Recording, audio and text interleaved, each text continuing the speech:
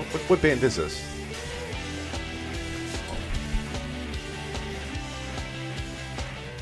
Hello and welcome to the Uncapped podcast, brought to you by Roasthouse Pub, one of Frederick's finest craft beer and culinary destinations, where great people come to drink amazing beer. Visit them to track their taps and menu at roasthousepub.com or download the digital pour app to track what's on tap. And head there tonight. There's some ambiguity when it starts, maybe 5, 6 o'clock. They're up in the air, but just go there tonight if you're watching this live. And everyone in this room will be there, and the two sides of the table will be battling it out. I'm not 100% sure what that means. It's Mom's Spaghetti Dinner Night, so there could be a rap battle. I have no idea. But head on out. And this episode, we have as a guest co-host, Justin Bonner from Jailbreak Brewing Company. Thanks for having me. I'm your host, Chris Sands. And then we have Monument City, came all the way from Baltimore to come out and visit. We have Ken Praay and Jack Obermaier. Yeah. That's right. Thanks for having us. Yeah. I think it's a foot race tonight. Yeah. I think you versus Jack. Very slow. Okay. We have a chance. We'll go out onto the highway. Yeah. Just avoid the cars. Jack's a sprinter. Yeah. When's the last time you saw me sprint? Never. To get a beard, maybe? So let's start out where did Monument City get its name? I'm betting it has some reference to Baltimore maybe, but I don't know a whole lot about. No, it does. So Baltimore has a lot of nicknames. The Monumental City is kind of one of the older ones. My brother and I can't spell all that well, so we shortened it to Monument, and so that's kind of where the name came from. That would be annoying, though, if every time you're about to write down the name of your brewery and had to stop and get like halfway through the name, you're like, what's the rest of it? Writer's cramp and all that good stuff. No, it really is just a reflection of the city, and kind of when we started kind of thinking of names, we had a whole bunch of names, and this one kind of came to the top of the list because it was less about us and more about the city that we were in, which we kind of dug. So that's where the name came from. And you and your brother founded Monument together, correct? We did. That's right. So what were you doing before you became a brewery owner? So I was a senior vice president of marketing for a bank called City Group. So I split my time, traveling between Baltimore and New York. So that's what I did prior to this. And my brother was a government contractor in the Middle East. So there you go. That'll sound better. This sounds much better than making beer and selling beer. Sounds better than so much more fun doing marketing for a bank.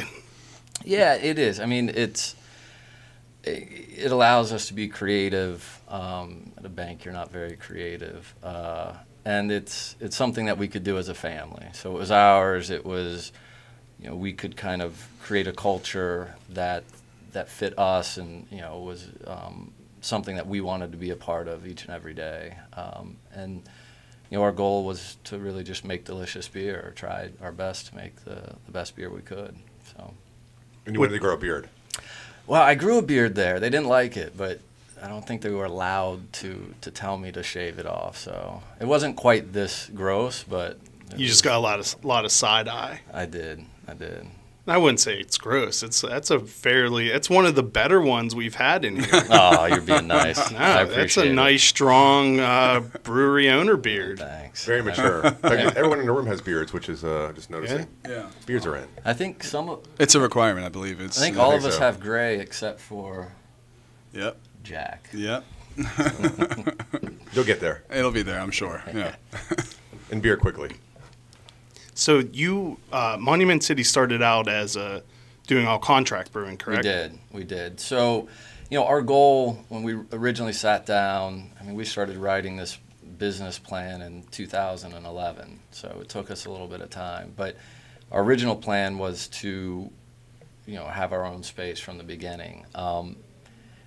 We really just couldn't pull the money together to do that. Justin will tell you, anyone in the beer business will tell you, it's expensive to start and you don't make a lot once you get into it. So it took us a while to save. Took a while for the bank to trust us. So yeah, after about 6 months of contracting, we started the process of opening our own spot. So I think, though, that probably ended up even, like, from a regulation standpoint, being very beneficial to you, though. Because a lot of breweries that opened in that time frame where you were looking kind of are at a disadvantage because they opened when you could do next to nothing with a tap room. Yeah. So a tap room, you couldn't sell a pint. You very limited for samplings. I think you couldn't even do growlers, or that may have just been Frederick. Yeah, well, I mean, we started the plan in 2011. We didn't go into market till 2014, so the laws by that time had changed, Okay. and they were beneficial. More so for the brewery owner with a tasting room. But yeah, it took us about 2 years to, from when we started contracting to get to a point where we could open our spot. So when did your current location, when did you move into there? So we got the building in November of last year, so about a year ago. Did our work, got equipment set up, started brewing there the beginning of February of this year, and then opened the doors officially April? Yeah, April 21st, I think. April 21st. Okay, so when I went, I was there in, it was either late July or early August. I didn't realize how new that space was, but it's beautiful. I like the way it's laid out. Like, you walk in, it's just a big, huge open area, and with your brew house right there is a focal point. Yeah, I mean, we're a production brewery first and foremost, and I think one thing we wanted the experience to be when people came to visit was kind of feeling like they were in the brewery. When were you there? July, August? Yeah. It's probably really hot. Yeah. No, actually, It was a little warmer the main reason I went to Monument that day is I'd gone to a couple other breweries. I stopped in at Whitey's to talk to Rob Goss. Yeah. And he was like, well, make sure you go to Monument because it was a cool day. He was like, it's nice and cool, so go to Monument today. Yeah, I mean, we don't have AC. We have heat. We have heat. Which is great. Which is nice. But, yeah, I mean, it's a brewery first and foremost. So when people come, they're at a brewery for sure. So let's talk about the beer we're drinking right now because this is delicious. I love rye IPAs. Or is this officially what do you call it? Because everyone calls the same thing different. We consider it a rye IPA. Okay. Yeah, absolutely. Yeah, I mean, super approachable. The name of the beer is 51 Rye. Yeah. Yeah, this is kind of, again, like the name of the brewery. This beer is kind of paying homage to the old rye whiskey scene in Baltimore. So the grain bill is really 51% rye, which is it's difficult to brew that much rye, but we dig it. We felt that it worked really well together. A lot of citra hops to kind of balance that earthy spiciness. And this is the beer we sell the most of. I was just going to say, this is the workhorse of the brewery. It is. It's right now 56% of our total volume out of the brewery. That's awesome. It's a good beer. I mean, it's one of the things that, I come across from time to time rye beers, and honestly, I think I gave up on rye beer for a while. It seemed to clash a little bit with the way some were making it, but came across this, and this was it's perfectly balanced, which is awesome, which is something that you rarely see with the style. And I think it's probably the only. I don't know. I think are there a lot of ryes being made in Maryland now, or? I've seen a few more over the last year for sure. I mean, Monocacy. Yeah, Monocacy. So, for a while, like Rye is right up at one of my all-time favorite beers, and this is right there with Rye. Union makes a fantastic rye IPA, Rye Baby. So there's a few. I don't know. I don't think that's year round. I know Monocacy is year round. That's and I don't know if it still is, but at one time that was like their biggest selling beer too. A lot of other rye beers seem to be much more malt forward. And this is a lot like rye where you have that nice hop bitterness at balancing out the malt a little bit more. Yeah. That's cool. Because I just recently learned about the history of rye production, and Maryland was the number 3 producer of rye whiskey in the U.S. before Prohibition. Yeah, absolutely. It made some, which I knew nothing about that until I think Monday. I learned that. Doing a little research. Well, no, I took a distilling class, a whiskey making class. And Nice. so the whiskey we made was a rye whiskey at McClintock. Nice. And then we went home with barrels to age it ourselves. That's very cool. Yeah. So we taught during that. But Pikesville, I think, was. I mean, they're not making it in Maryland anymore, but Pikesville is one of the big ones. I think back in the day. And then Mailville, I think, as well, where it's kind of cool. Our tap handles are made out of their old tanks. Oh, cool. Yeah, which is pretty nice. And I think there's a place in Philly that's taken over the name and has a Mailville whiskey. So, and that's the picture of the old building, but that was in Baltimore, which was kind of cool. So what? Someone had told me, and then I think I read an article too. You're really into hiking. Yes, we do a lot of it. I mean, it's actually where we decided. So prior to the brewery, because now we have absolutely zero time to get out and hike, my brother and I twice a year would take an extended period of time and do 10, 15 days on the AT, pick sections and kind of do that. So he was home from the Middle East, and we went on a long hike, and it was on that hike we decided to give it a go. Have you ever done the full No, hike at one time? No, I'm definitely not in shape to do that. I'm way too old. But no, my brother's done. The average age of someone who does it is mid-50s. Yeah, that's me. No, but no. So you're not too old. Maybe you're too No. young. See, Justin's got it right. I'm too young. No, my father has. Okay. He's done it. Actually, maybe it's in the 60s.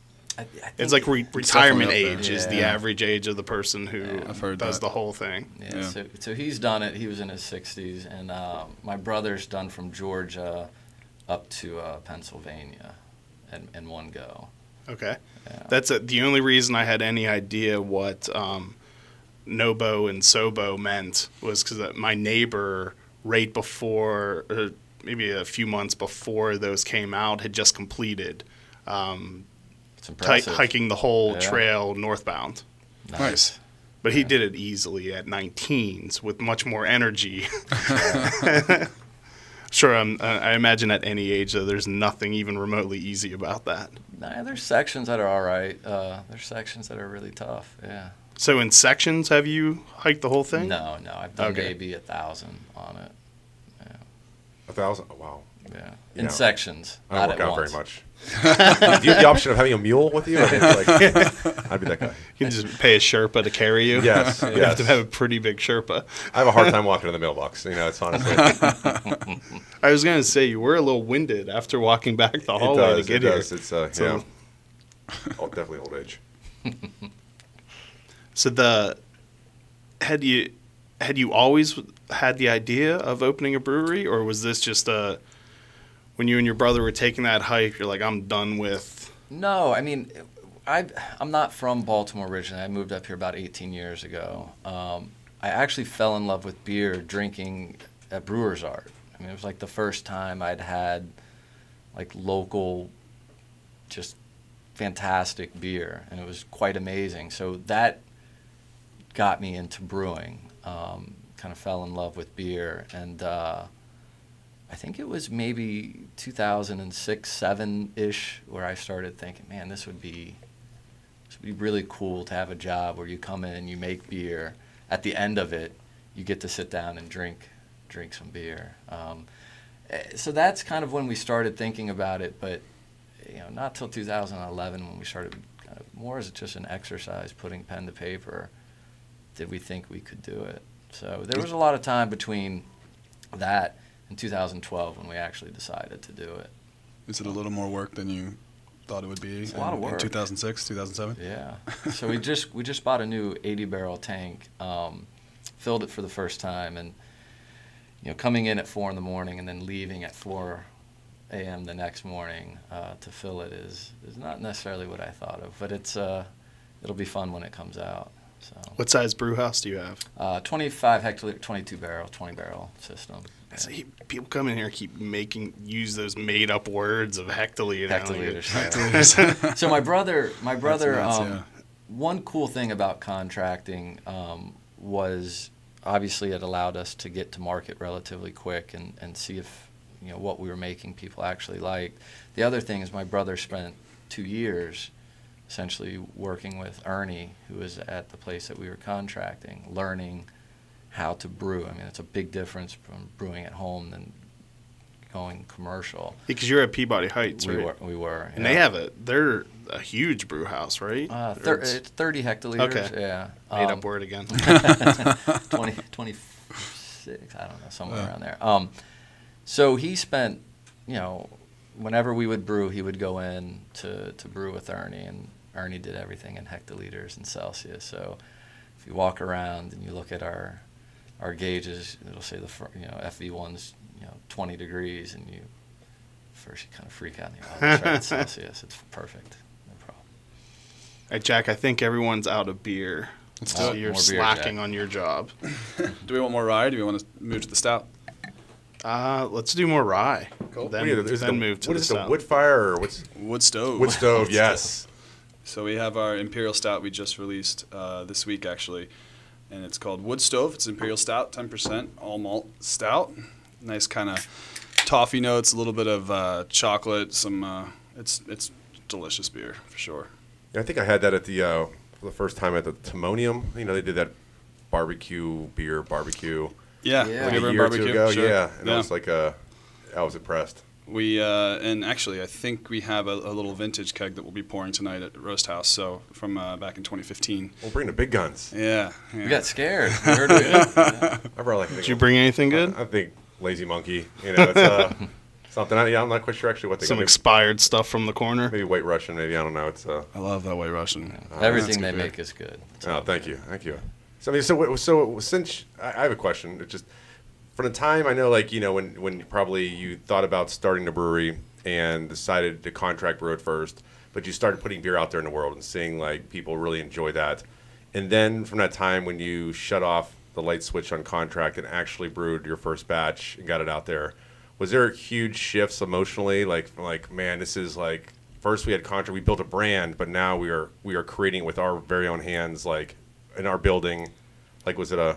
Yeah, I mean, a lot of it was like a relief because, it was a fantastic experience and there's a lot of benefits, there's a lot of negatives, and the things that, we really wanted to do as a brand and be in the community, we couldn't do contracting. So when we stopped, our last batch at, Peabody went in November last year, came out late December. There was a period where we didn't have beer in market. wow. Yeah, because Because of the transition That's right. over. We didn't have any packaged beer for 6 months. It was great. But you as a brewery owner Had to make your job amazing. Yeah, that was a lot of fun. Makes sales easy though, Well, except for people beating you down for cases every day. But when's it coming back? When's it coming back? Yep. Which is great. But to answer your question, I mean, we were really excited, and then it was this, every system's different. Our focus became, making the cleanest, the best beer we could, and so we were really nervous that there would be a change in kind of the beer, and we were really excited. Knock wood, everything that we've put into the the fermenters has come out and been packaged, and we've been really happy with it. So there was some anxiety, I think, some nervousness, but a lot of excitement. So I would just say excited overall. Because sometimes you see, contract brewers contract brew and then just never come out of that. Just either just kind of fade away or always just kind of hold steady with contract. To take that next step is, it's scary. Well, I mean, it's a massive financial commitment for sure. I mean, we, my wife and I, we cashed in all of our savings and put it into the brewery, and as my brother did the same. So it's a big financial commitment, but I think with anything, if you're passionate about it, you got to go head first, and we did. So, That's awesome. Congratulations. You guys are doing a great job, and it's capital intensive. It's I remember I can't remember how many times I would call the 401k administrator and say, I need to borrow against a 401k. And with a 6-month payback, and as soon as the 6 months was done, I was on the phone. All right, I need to start a new loan for tomorrow for another 6 months, over and over again. So it's that's right. It's quite the battle, but yeah, it's love to say it gets easier. Yeah, I mean, listen, we're I think most people that open a brewery and get into the beer business, I mean, they know you're not getting into it because you're looking to make a lot of money, because there's not a lot of money in it, but you do it because it's a phenomenal community. I mean, everyone we've spoken to has been awesome. There's not one person that we've spoken to or asked questions that hasn't been 100% willing to give us information or help us out, and to kind of be part of the community. I mean, that was our big thing. We wanted to be involved and produce something that hopefully people liked and could enjoy. So does though starting as a contract brewer, I would assume it makes it maybe a little easier though. Financially? Financially, because you have a proven business model. Financing would be a little bit easier to come by. I mean, and then also you've made money already.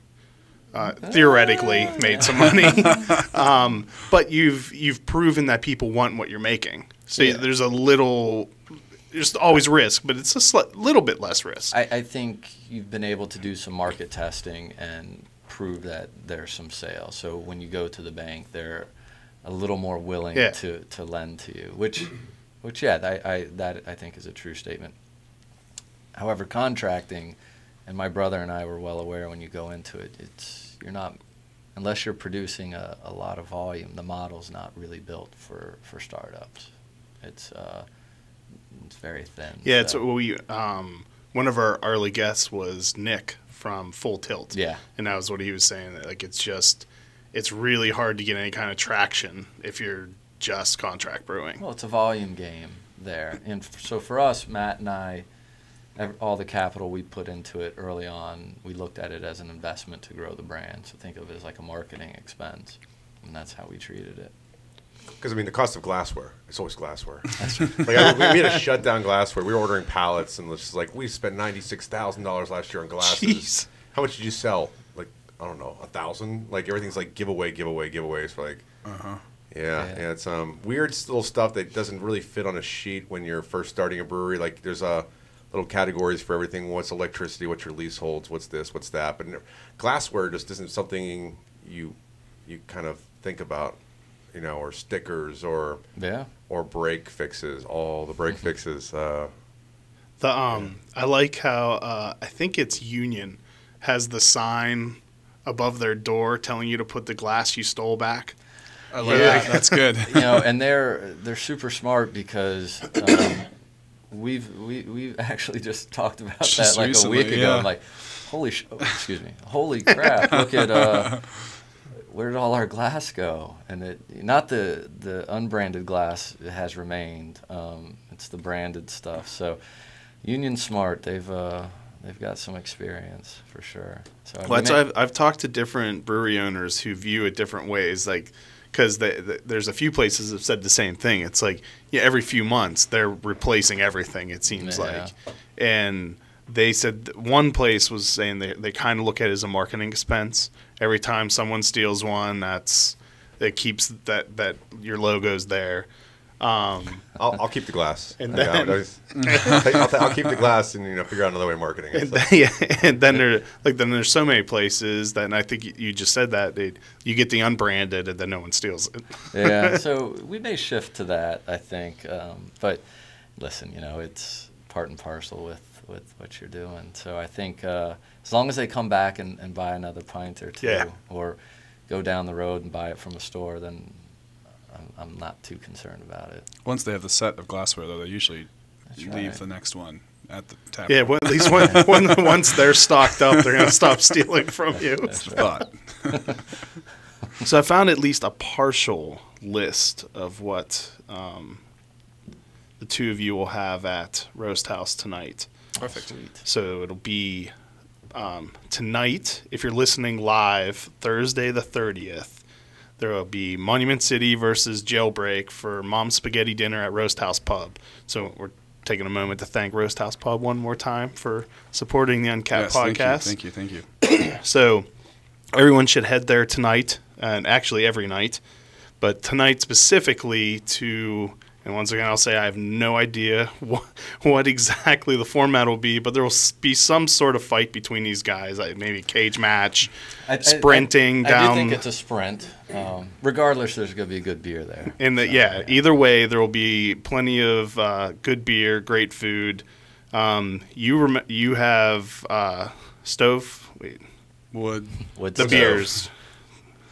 What all beers? You we knew should which we ones should you have had. 51 Ryan Wood Stove, our 2015. Okay, so Wood Stove, right?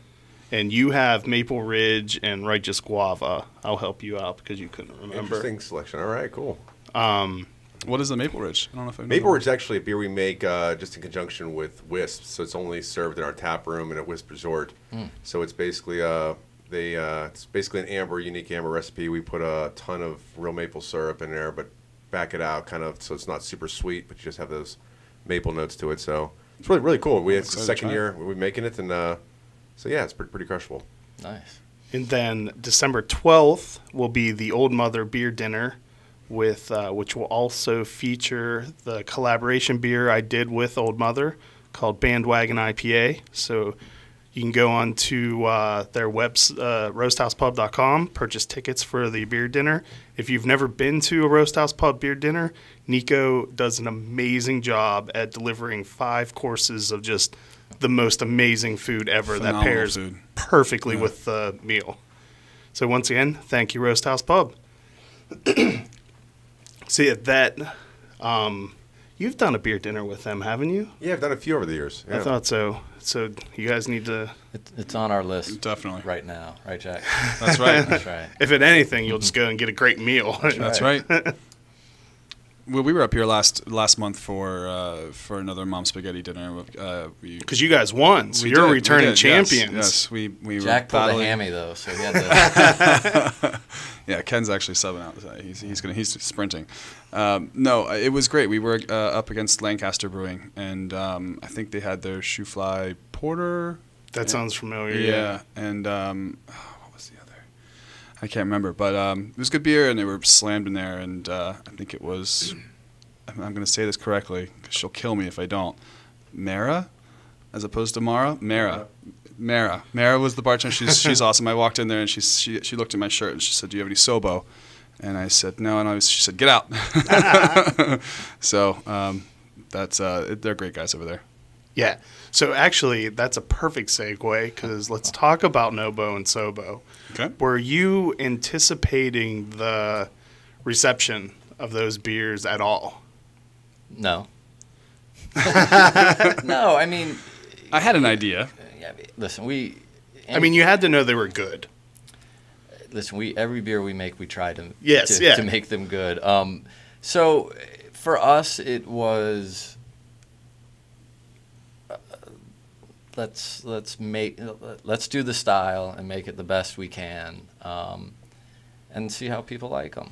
And that's kind of how we treated it. I was really happy with the feedback. I was really happy that that they held up the way they did. Those beers can be a little challenging, but yeah, no, I mean they were good beers. We were happy with them. I think Nobo, there's probably one thing we would want to do slightly different, which we will do. But yeah, we were happy with them. I don't think you really know how they hold up though because they went so quickly. I remember Total Wine sold out of it like right down the street from us, like in a day. Yeah. Well, if There's a little bit of that for sure. Yeah. We keep some, so we keep a library of everything we do, and then we try them. So we wanted to see how long. But it was our first time brewing those, so we had no idea really what to expect. Absolutely. Yeah. Well, that's like a lot of breweries will make them. They'll be good, and it's people just kind of it was good, shrug it off. But like you had, which seems like by no purposeful effort, the hype machine just grabbed onto those two and went crazy. It was kind of wild. I think it was cool. I mean, listen, we're our approach really as a brewery has always been, we have 4 core beers, and we really try to have those very consistent, throughout the year.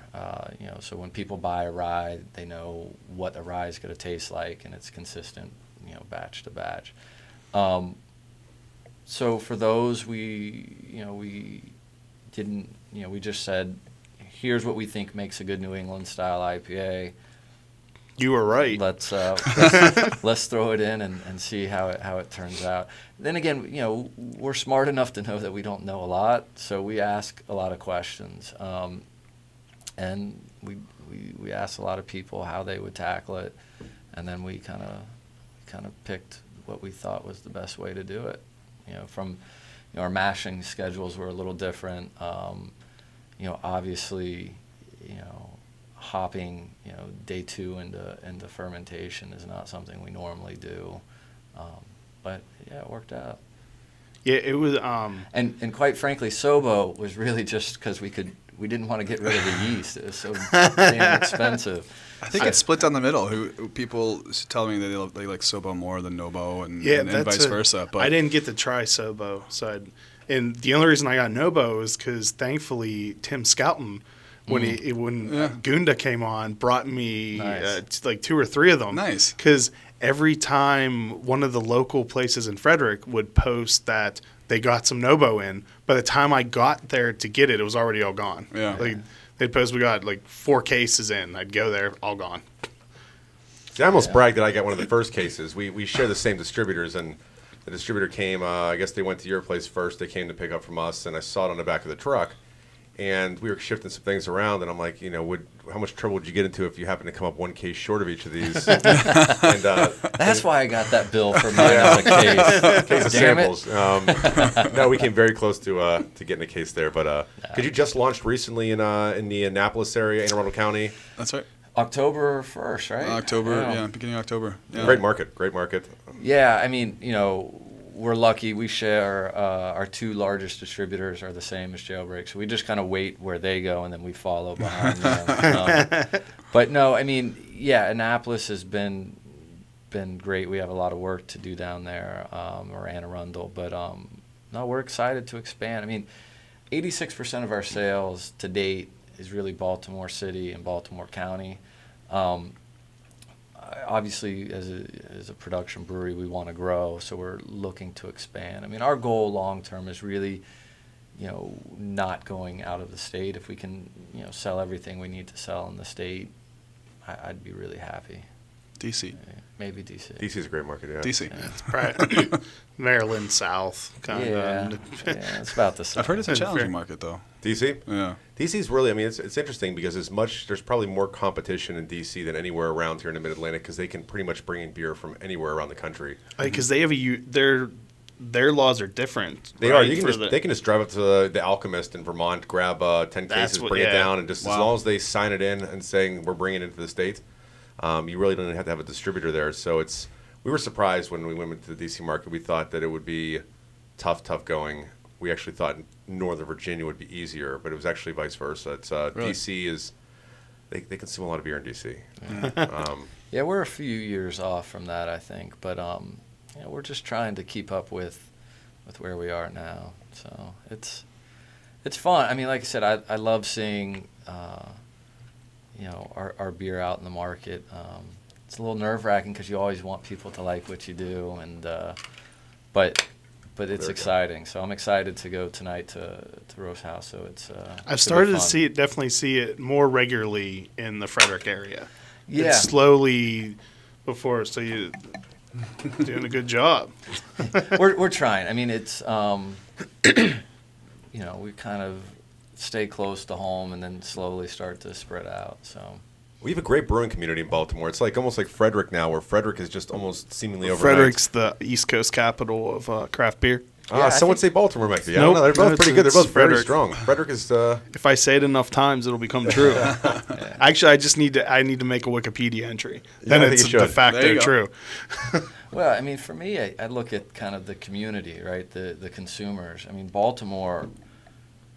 What I love about the city is they support you.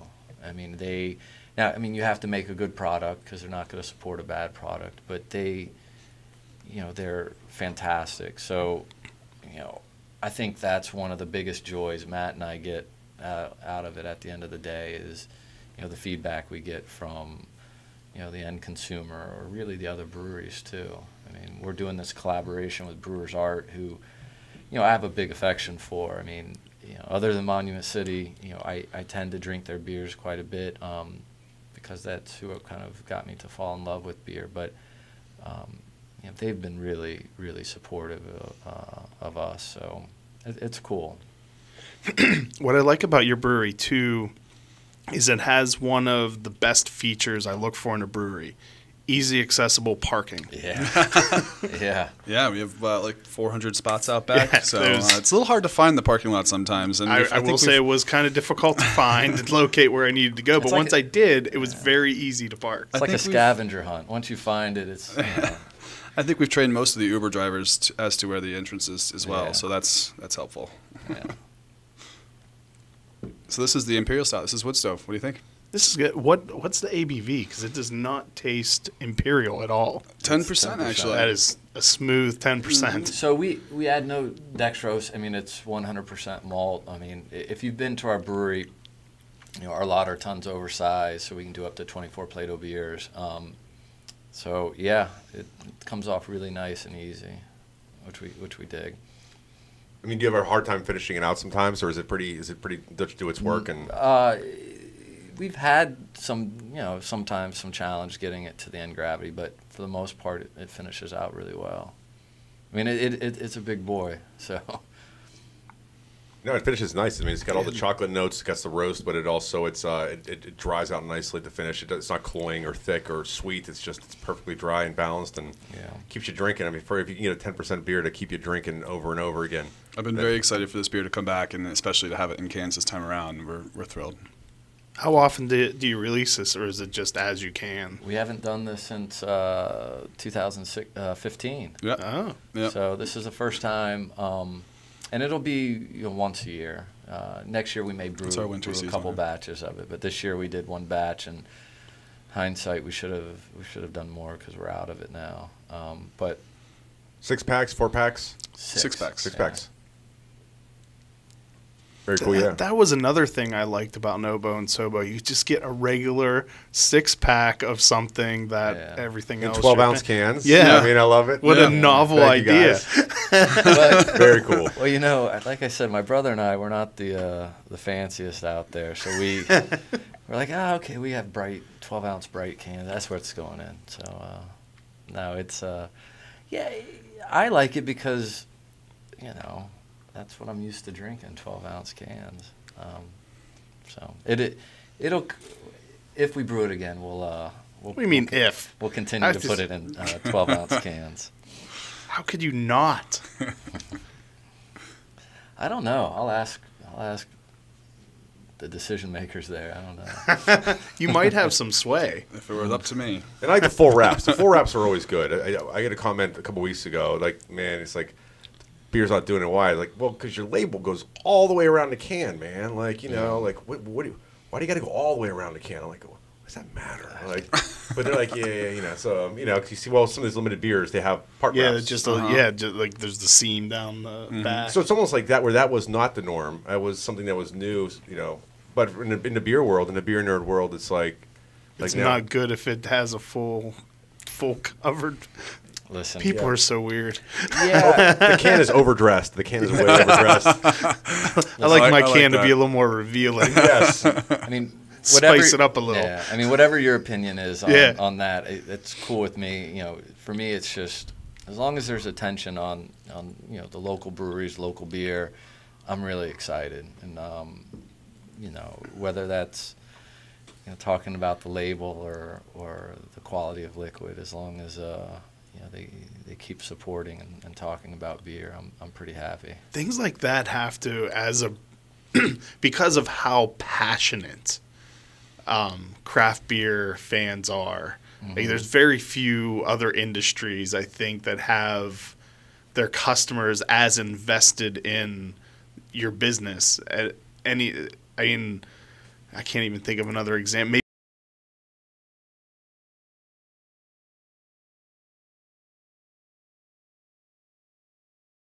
lumber. So if you have a strong core, you can survive all these outside trends that happen and release Nobo and Sobo and take advantage of it, and then make Nobo again and send a bunch of it to Frederick. Yeah, man. No, actually, that beer will be coming out in early January. You heard it here first. That's right. We haven't really told too many people, but yeah, no. So we are. We'll brew that in like 2 weeks. So yeah, that'll come out again. We'll do a little bit more of it, and I know it's kind of interesting because it's weird. We got some feedback. Someone sent me a very long email about, I think it was like 10 bullet points on why we should bring Sobo back. Bullet points. Which I thought was awesome. It'd be better if they would have sent you like a PowerPoint presentation with pie charts. But I thought that was really cool because, someone took the time to express kind of, which, I'm not saying we're bringing it back, but it was still nice that they did that. But we also got some feedback on it once that it wasn't limited enough, which I thought was interesting. But for us, and listen, I think the limited releases are fantastic for breweries and they're fantastic for people, and I go. Well, it's a huge capital injection every few weekends. It's massive, and I think for those businesses, it's fantastic. I mean, for us, we want our beer to get in as many hands as possible. Yeah, so. Did you do a release at the brewery, or did all the cans go into distribution? We sold a bit at the brewery, but not a lot. I think we did like 250 cases or 300 cases total, and we were pretty careful to keep a small amount but most of what we brewed went out into market. Yeah. So, and it'll be the same way when we do it again. So. Because, you got to think. Of the craft beer drinkers out there, of all the people drinking craft beer, you got to assume that at least 95% are not people that are going to stand in a line for a beer. They're going to be people that buy out of convenience and buy what they like and buy what's consistent. So you could, you can either go after that 2-3% specifically, or you kind of go after the 95-97%. And I think there's no right or wrong, but it seems like you guys are able to make beers that attract both, which is awesome, and it's also something that's not as common as you think. To make both styles well is. Yeah, I think there's. Yeah, thank you. I think there's good examples. You guys do a phenomenal job. You guys are a GABF gold winner, right? Every squirrel finds a nut eventually. Hey, well, we haven't found that, but I think that's fantastic. So Union does a phenomenal job. I think they're really strong in their offering.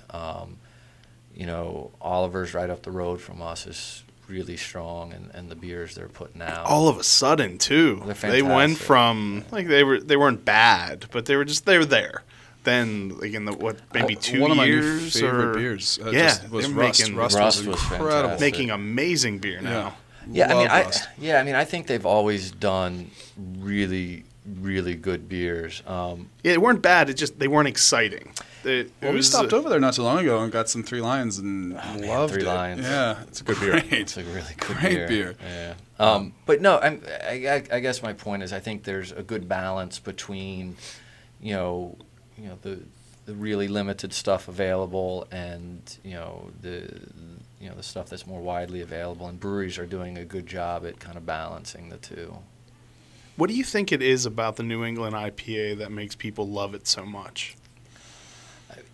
I think, aromatically it's really impressive. Yeah, they smell beautiful. I think it's a really easy drinking IPA. Like the flavor, it's super flavorful. Yeah. It's, it smells fantastic.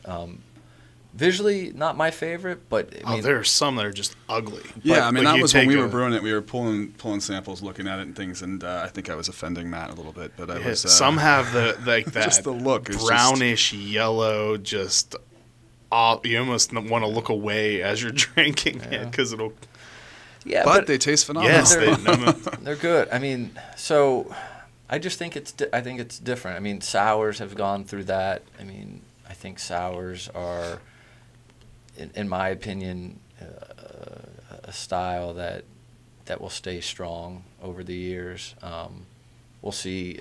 I think New England's I think there's definitely a market that will always want them. Have you done any? Have you thought about getting into kettle souring, or are you set up at your place to be able to do spontaneous fermentation, or you want to avoid that? Well, I don't want to avoid it, but I definitely don't want to infect the brew house. So we haven't done it because we're not set up for it. Yeah. We talk about it a lot because I think it's super fun, super interesting. We did a kettle sour. It's not out yet, but our collaboration with Brewer's Art was a Lichtenhainer. So it's an old 1840 or pre-1840 Berliner Weiss type. It's a sour. That's a style that has definitely benefited from the popularity of kettle sours. Yeah. You see so many more places are making a Berliner Weiss than ever before. So maybe since they were really popular. So this is a sour wheat beer, but it has a little bit of smoky character. And when I say a little bit, like ever so slight. So that comes out mid-December, December 14th. Yep. So we're really excited about that. That's our first kettle sour, but we definitely have a handful more planned for next year. Oh, cool. We're using lacto in the kettle, or yeah. So pitched it in, And It's and what's scary, cool.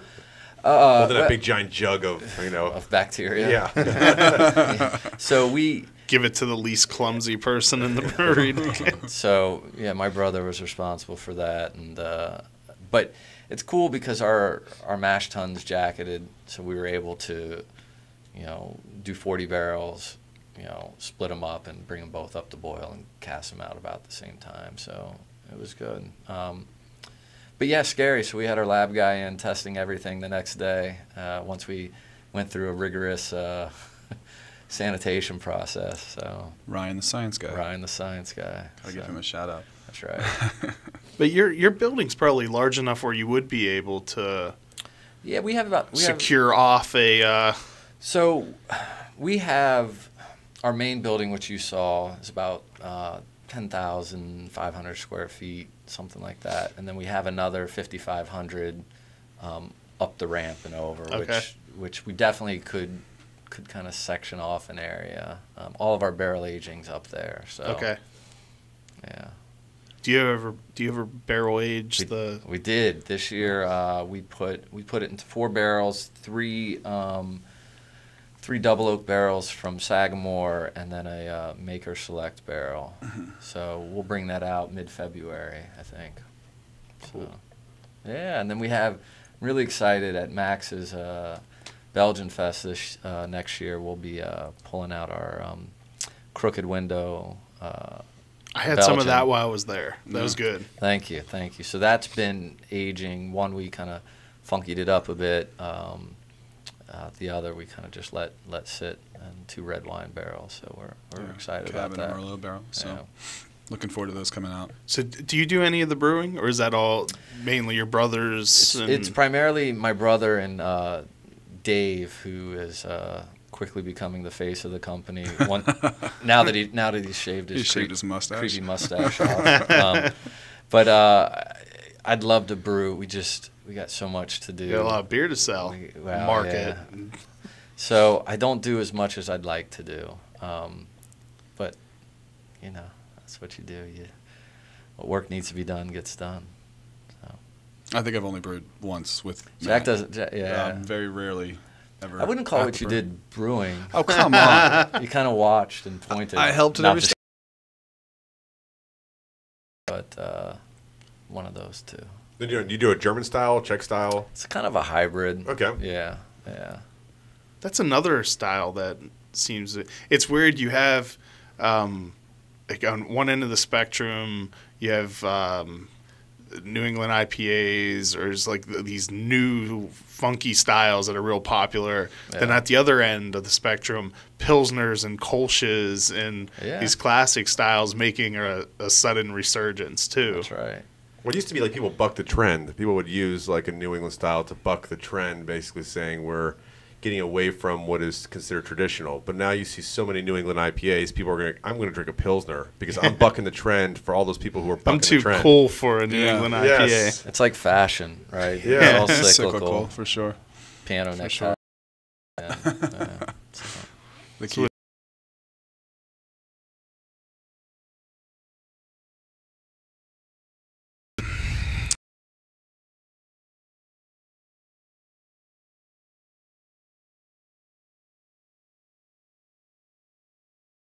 And I also really like Blackwing.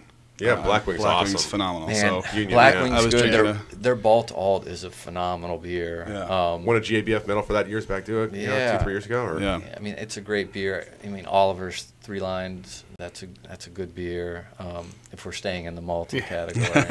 So. What is the most ridiculous review you've ever received? Well, it's funny. When I read, and I try not to read too many of them because... Yeah, but some of them are hilarious how ridiculous they are. It freaks me out sometimes. But I like... They're not good reviews, but I like them anyway. When someone has a Pilsner and the response is, tastes like a Pilsner.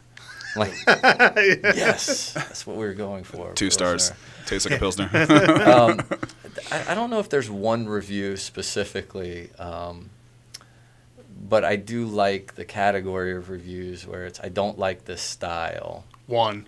Okay. If you got the beer, I'm sure you knew what kind of style it was. But you see that a lot with IPAs. Like, I can't stand IPAs. This one's just as bad or something. Yeah. But why are you drinking them? Why do you? But again, I think as a forum, I think it's kind of cool that people can get out and share. And for us, it's nice to see feedback. I mean, we sometimes if we see something that doesn't look right, we'll ask, hey, bring it in. We'll replace it and let us see, what's going on. But for the most part, people have been kind to us. So. If I were to impart any wisdom, I would say that definitely top 3 things I would say is your quality of life will increase dramatically by not reading Untapped reviews. If you need them read, have someone else in the company read them and then kind of filter them. Like you just said, people, they say some crazy stuff on there. So, but I remember we used to every night go through them like, oh, good, that's great. Like, screw you. All right, I'll be at a promotion and Matt and Ken are texting me with reviews that are happening real time. Yes. Like it's like. Beer's really good, but there's this guy Jack. I just can't stop. And there's a picture of Jack writing the review. Yeah. No, but again, as a forum, I think it's interesting, and I'm glad people have a way to kind of voice their opinions. So it's cool. What's one trend in craft beer that you'd like to see go away? Bad reviews on Untapped. No, I don't know if I have any. I mean, I think what I definitely want people to continue to explore, and I'd like that breweries are pushing themselves and doing. Do you think that's and I kind of feel like that is the trend that's just going to stay, is that it's going to become your local regional breweries that are going to be what's around for the long haul. Yeah, I mean, I agree with you. And actually, when we talk, that's my sentiment. I think, this focus on supporting, local small businesses will not go away. The consumer now is the consumer's always been very educated. They have so much information, and they really want to support, their community. So I don't see that going away.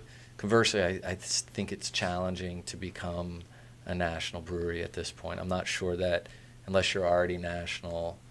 It doesn't seem like it would be without like a ton of money behind it. Yeah. There would be any way to like grassroots take a brewery, open it, and then organically grow to a national. No, I agree. I mean, we get asked all the time, where do we want, to see the business and, long term, how many states we want to be in. And, not just because I'm lazy, but I feel like the answer is, if we can just stay in Maryland and put food on the table, then I'm really, really happy. So that's kind of our focus, is take care of home, and home will take care of us. Well, look at New Glarus. I mean, one of the largest breweries in the country, and they're in their own home state, Wisconsin. I mean, it's imagine selling that much beer. I mean, you look at they're selling at levels that are up there. I don't know if they're at a Dogfish level yet, but they're up there.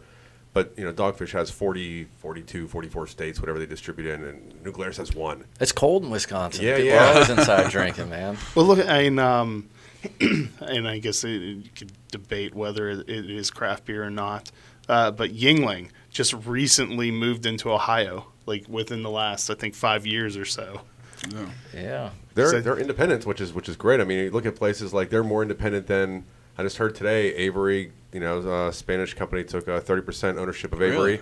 They have a 30% ownership of Founders as well. So they have a big Spanish conglomerate. It's nothing wrong with that. I'm not one of those guys. Like I don't care who you're owned by. In fact, I'm not a guy that's going to beat up on Miller, but they're going to do their thing. Mm-hmm. They were doing their thing long before you or I or anyone was doing it. But Yuengling's independent. I mean, it's nothing else. Yeah, they do a good job. So. Rob Goss wants to know if you're selling those hoodies. It's one of a kind. No, they're not, Rob. No, Rob, we're not. we have a tank top for you, Rob. Yeah, that's right. Yeah. And he thinks podcasts should go away. So I think Facebook videos should go away.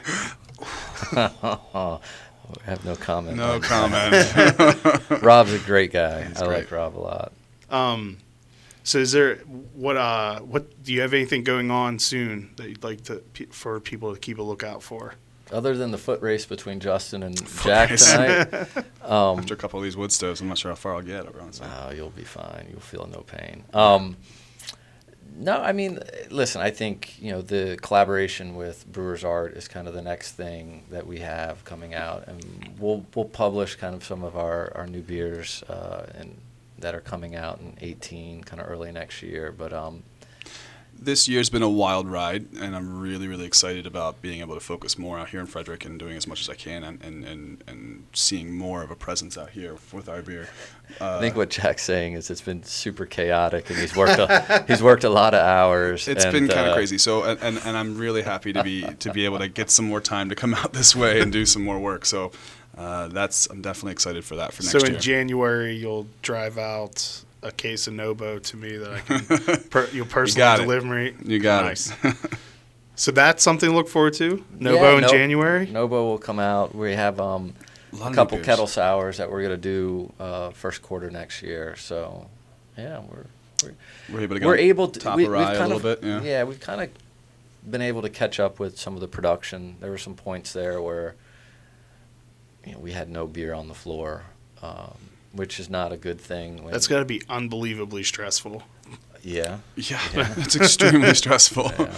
I mean, Justin will tell you, your first couple of years you don't sleep, but there's a lot of cleaning and there's a lot of paperwork and there's a lot of. That doesn't change. No, you still don't get sleep. 5 years.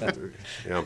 Mm-hmm. But yeah, no, I mean, so now that we've kind of put in a couple extra tanks. We have our own canning line that's been put in, which gives us some flexibility on packaging.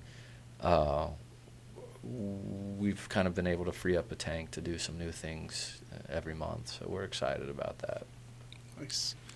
Lots of new stuff coming out next year. I'm really excited for a bunch of them, but I'm not going to tell you what they are. You should. Give it a hand. One of them. One more nugget. Nobo, right? Nobo. You already spilled that one. Let's give the people something else. We have a second collaboration coming out with Brewers Art. That'll be February, so I'm allowed to say that, I think. There you go. Yeah, there you go. Justin, do you have anything immediately you'd like to let people know to look out for? No, because no one tells me anything, so you're the last to know. So I'm sure you'll find out before I do. So whenever I have someone from Jailbreak come on again, I should invite someone else? Yeah, someone in the know, I would say. Gentlemen, I want to thank you so much for coming out. Thank you. Driving all the way from Baltimore. I wish you luck on your foot race tonight. Thank you very much. I'll tie Justin's shoes together for you. I appreciate that. Might help you out a little bit. Are we going to have to get a hotel here in Frederick tonight? I mean, is it going to be one of those nights? It's possible. 10% Imperial Stout? Yeah. Or Sure. or actually, if anyone listening to this right now has an extra room or a bathtub or a shed that you can put us up in the night here in the Frederick area, we'd love for you to do that. A parking spot, really. Yes, Just a anything parking really. Thank you, everyone, for watching and listening. Cheers. Cheers. Cheers. Thanks Cheers. so much, man. Thank you.